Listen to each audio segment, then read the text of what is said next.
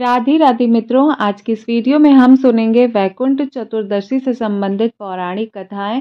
ऐसी मान्यता है कि इस प्रकार के इस कथा का वृतांत सुनने मात्र से ही आपको 14,000 पापों से मुक्ति मिल जाती है। इस महत्वपूर्ण पर्व पर आपको इस कथा का श्रवण अत्यंत अवश्य ही करना चाहिए। और आज यहाँ पर मैं सभी कथाओं का वर्णन कर रही हूँ। उम्मीद करती हूँ आपको ये सभी कथाएं पसंद आएंगी। लेकिन उससे पहले मित्रों, अगर आप चैनल पर पहली बार विजिट कर रहे हैं तो चैनल को सब्सक्राइब कर लीजिएगा, हमारे परिवार का हिस्सा बन जाएगा। और वीडियो में दी हुई जानकारी अथवा कथा आपको कहीं पर भी पसंद आए तो लाइक शेयर ज़रूर कीजिएगा। आपका एक लाइक हमें बहुत ही ज़्यादा ऊर्जा और प्रेरणा प्रदान करता है, तो उम्मीद करती हूँ आप वीडियो को लाइक ज़रूर करेंगे। जो वैकुंठ चतुर्दशी है मित्रों, ये कार्तिक मास की पूर्णिमा से एक दिन पहले पड़ने वाला चतुर्दशी का पूजन है। इस दिन विशेष भगवान विष्णु का पूजन किया जाता है। और वैकुंठ चतुर्दशी इसको इसी प्रकार से, क्योंकि कार्तिक मास से संबंधित है, इसलिए इसको वैकुंठ चतुर्दशी कहा जाता है। जब आप कथा पर प्रथम कथा सुनेंगे तो हाथ में अक्षत लेंगे, पुष्प लेंगे और कुछ दक्षिणा लेंगे। और प्रथम कथा यानी पहली कथा जब समाप्त हो जाए तब आप उसको प्लेट में डाल दीजिएगा। फिर दोबारा जब कथा सुनेंगे तो दूसरी कथा के लिए दूसरी बार दोबारा अक्षत लेंगे और इसी प्रकार से तीसरी के लिए तीसरी अक्षत आप लेंगे।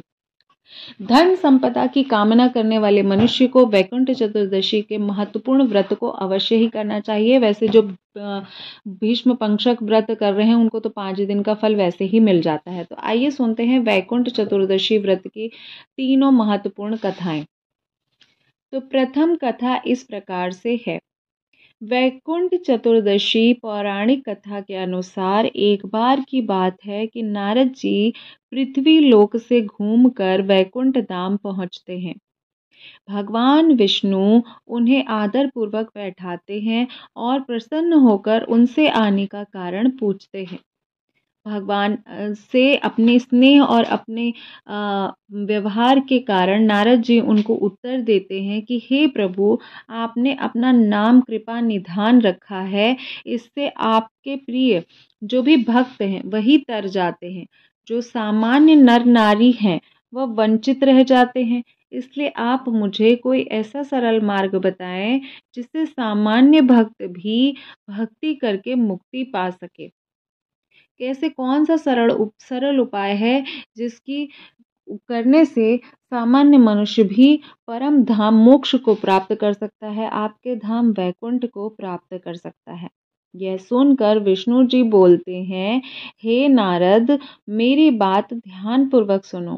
कार्तिक मास के शुक्ल पक्ष की चतुर्दशी को जो नर अथवा नारी व्रत का पालन करेंगे, वह श्रद्धा भक्ति से मेरा पूजन अर्चन करेंगे, उनके लिए स्वर्ग के द्वार साक्षात खुल जाएंगे। इसके बाद भगवान विष्णु की जय विजय को बुलाते हैं। जय विजय भगवान विष्णु के द्वारपाल हैं, वह द्वार पर उपस्थित रहते हैं। तो भगवान विष्णु उन्हें बुलाते हैं, उन्हें कार्तिक चतुर्दशी का स्वर्ग के द्वार खुला रखने का आदेश देते हैं कि कार्तिक चतुर्दशी के दिन जो भी व्यक्ति यहाँ आएगा उन सभी के लिए स्वर्ग का द्वार खुला रहेगा। भगवान विष्णु कहते हैं कि इस दिन जो भी भक्त मेरा थोड़ा सा भी नाम लेकर पूजन करेगा उसे वैकुंठ प्राप्त होगा।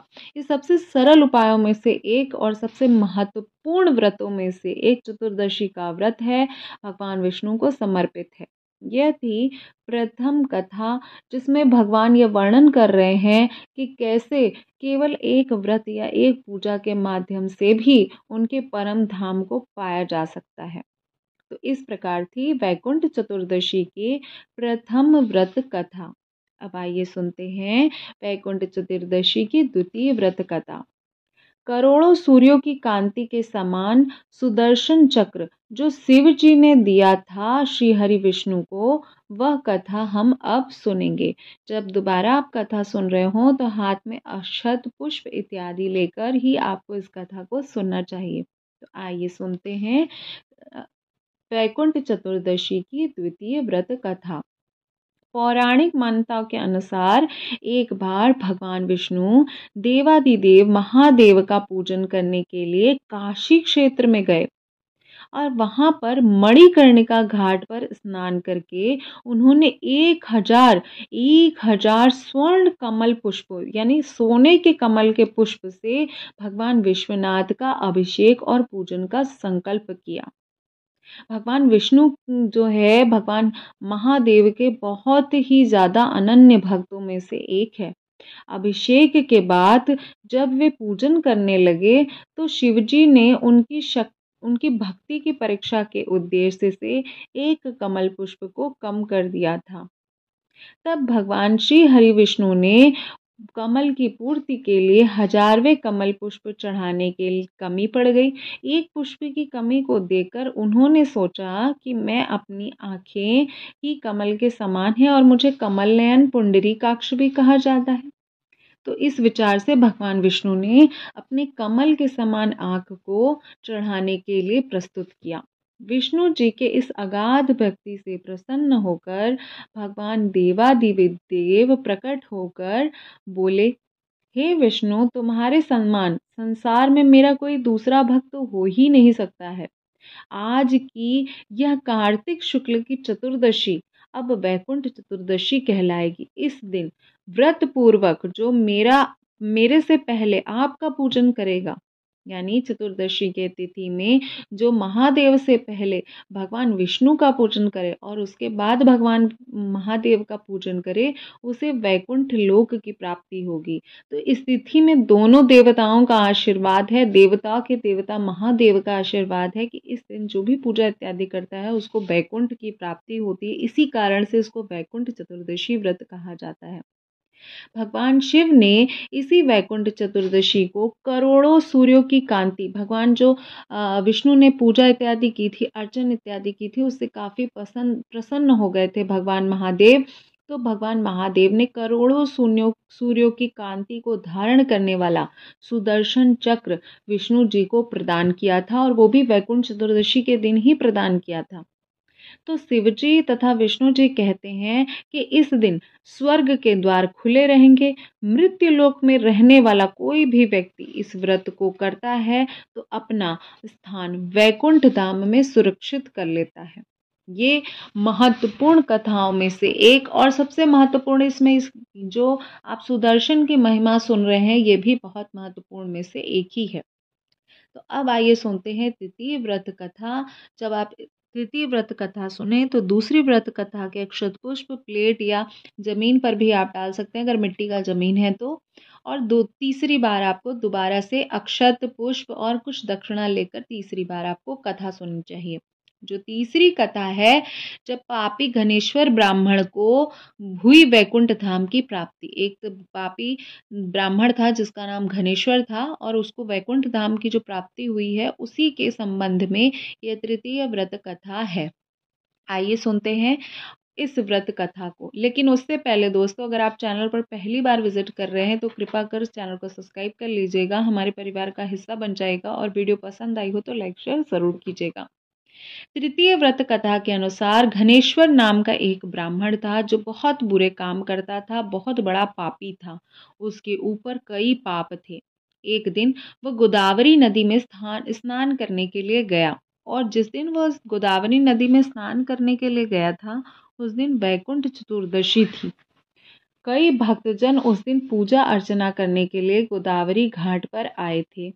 उस भीड़ में घनेश्वर भी उन सभी के साथ आ गया था। भीड़ में वो भी धक्का मुक्की करता हुआ स्नान के लिए गया।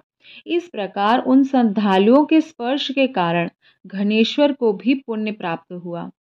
केवल स्नान के लिए वह गया था और जहाँ पर स्नान के लिए वह गया था वहाँ पर भक्तजन केवल स्नान और पूजा इत्यादि कर रहे थे। बस इतने में ही जब उसने स्नान किया तो उसकी मृत्यु हो गई और जब उसकी मृत्यु हुई उसके बाद यमराज उसको लेकर गए और नरक में भेज दिया।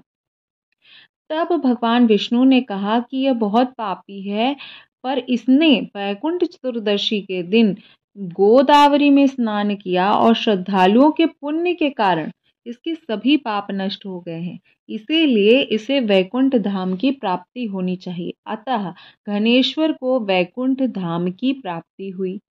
इस प्रकार थी तृतीय व्रत कथा। इस कथा के माध्यम से यह संदेश मिलता है कि कार्तिक मास में जो स्नान का नियम बताया गया है, स्नान, ध्यान, ब्रह्मचर्य, पृथ्वी, भू इत्यादि पर सोना, ये सभी पुण्यदायी है। और इस जो चतुर्दशी है उसके बाद पूर्णिमा होती है, उसके बाद समस्त कार्तिक माह समाप्त हो जाता है।